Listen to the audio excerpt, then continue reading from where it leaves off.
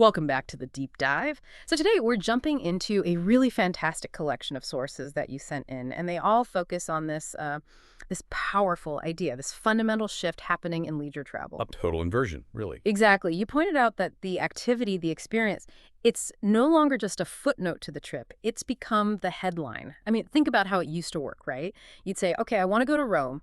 The destination came first. And then, maybe months down the line, you'd find a guidebook and pick a few things to do, a Colosseum tour, maybe a cooking class. Right. The activity was just, it was secondary. And what's so fascinating now is how that entire decision funnel has been completely flipped on its head.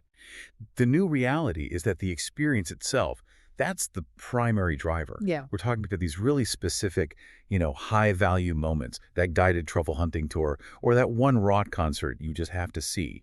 These things are so compelling that they dictate the whole trip. You're not picking a destination and then finding things to do.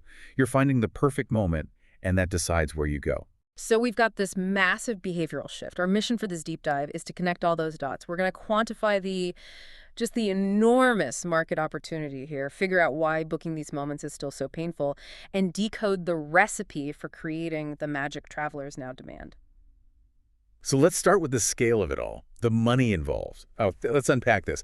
We talk about people wanting moments over things, but how big is this market really? And who's fueling this? The scale is it's immense. And it's really important to see the different layers. Our research shows the total global market for tours, activities, all of it, and this includes locals going to museums, everything, is estimated at over $3 trillion. $3 trillion. Yeah, That's a staggering number. it is. Now, if you narrow that down to just what travelers are spending on experiences, what the industry calls the total addressable market, you're still looking at somewhere between 1.1 and 1.3 trillion dollars. So just to put that in perspective, 1.3 trillion is about the GDP of a country like Spain. Exactly. This isn't some side business. It's a pillar of global commerce. That really sharpens the focus. But what about the part of the market that's actually, bookable online, the structured stuff? Right, so that's what's called the Serviceable Available Market, or SAM. This is the slice that's paid. Structured activities, guided hikes, theme parks, concert tickets, museum tours. That piece of the pie alone is worth about $250 to $310 billion a year. And the key thing is that part is growing, and it's growing fast. Very fast. That structured segment is growing at a rate of more than 14% a year through 2025. That kind of double-digit growth tells you that travelers are actively seeking out these prepackaged, high-quality moments. And this appetite, it's changing how travelers think. It used to be all about the basics, right? Is the hotel safe? Can I afford it? Now it seems like these experiential factors are just as important. They absolutely are. Travelers are now just as likely to say that experiencing authentic local culture is a key decision factor as they are to cite safety or cost. Authenticity is not a bonus anymore. It's a baseline expectation. Is that driven mostly by wanting something to post, or is it a deeper psychological shift? I think it's a bit of both, but at the end of the day, it's about making the trip feel meaningful. You get a nice photo from a hotel room, sure, but you get a life story from a real interaction. And this desire is most powerful with Gen Z. Okay, so there's a clear generational thing happening here. A huge one. The data shows 52% of Gen Zers say they actively splurge on experiences. Compare that to baby boomers, where it's only 29%. Wow, that's almost double. It's a doubling of priority. And what's most telling is what they're willing to give up to afford that experience. Right, they'll cut costs everywhere else. Gen Z travelers say they'll save money on the flight, they'll take the budget airline, they'll skimp on local transport, on shopping, on food, all before they'd ever trim their budget for the experience itself. That's the inverted funnel in a nutshell. The experience is this protected, non-negotiable part of the trip, an investment. An investment in memory and, yeah, and social currency too. So that sets the stage perfectly on the demand side. Massive growth, driven by a generation that puts the moment first. But just because there's demand doesn't mean it's easy to execute. So let's pivot. What do the operators say makes an experience truly magical? What's the recipe? Well, the providers who are really succeeding with this, they had a very specific list. Basically 5 crucial ingredients for a top-notch experience. And the first one is, it's straightforward, but it's everything. Entertainment comes first. Entertainment. Yep. They stress that no matter what it is, a quiet cooking class, a rugged hike, a deep history tour, the traveler's #1 goal is to just have a good time. The second it feels like homework, you've lost the magic. That makes total sense. You're paying for leisure, not a lecture. but how do you guarantee quality when every day is different? That leads right into ingredient number 2. Well-trained guides set the tone. The guide is the single most important variable. Ah, the human element. Completely. They're the interface between the traveler and that authenticity they're craving. A brilliant guide can turn a boring walk into a life highlight. A bad one can ruin everything. It means operators have to be obsessed with their frontline people. Okay, so a great guide. What's number 3? Number 3 is authenticity and local engagement. And this isn't about tourist traps. It's about really thoughtful itineraries that bring a place to life. They want depth, a real connection. So instead of a big generic wine tasting. They want to spend an hour helping the family prune the vines before the tasting. That's the difference. That distinction is so important, depth over breadth. Okay, so what about the operational side? 4 and 5 must deal with that. They do. And they're all about managing risk. Number 4 is manage and exceed expectations. This is all about over-communicating and over-delivering. If the weather looks bad, tell them 3 times. If the tour is 3 hours, give them an extra 10 minutes at the end. Don't surprise them in a bad way, delight them in a good way. You got it. And finally, number 5. Travelers have to feel they're in yen way.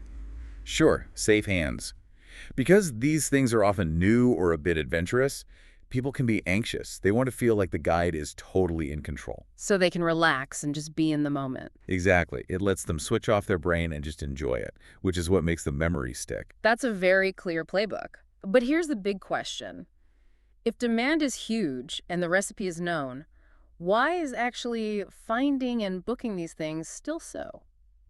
Well, as our sources put it, thorny and exhausting. It comes down to 2 things: market fragmentation and a massive digitization lag.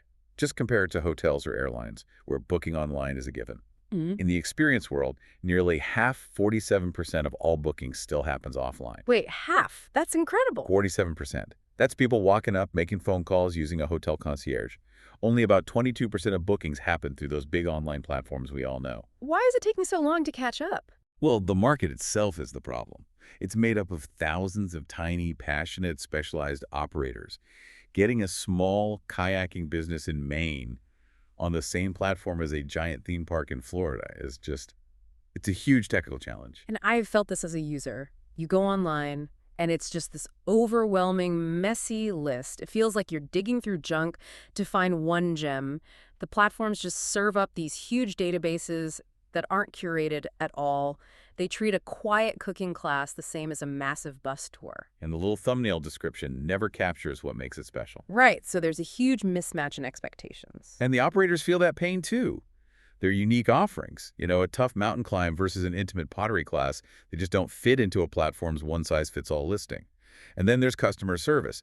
If an operator has to cancel because of weather, the customer tries to talk to the platform first. Which just slows everything down and makes everyone frustrated. Exactly. It creates this horrible bottleneck. So the whole system is frustrating for both sides.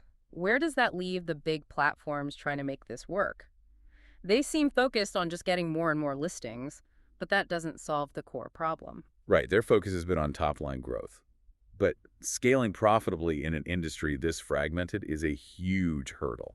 It costs a lot to not only get the inventory, but to build the tools to manage it well. And that's the opportunity, isn't it? Because the margins for these operators are actually really high. Very high, 30 to 60%, even after commissions. That's why this space is so attractive for disruption. So let's talk about those opportunities. What are the winning strategies here for everyone involved? For the experienced operators on the ground, it all starts with delivering that magic. They have to be obsessed with those authentic moments.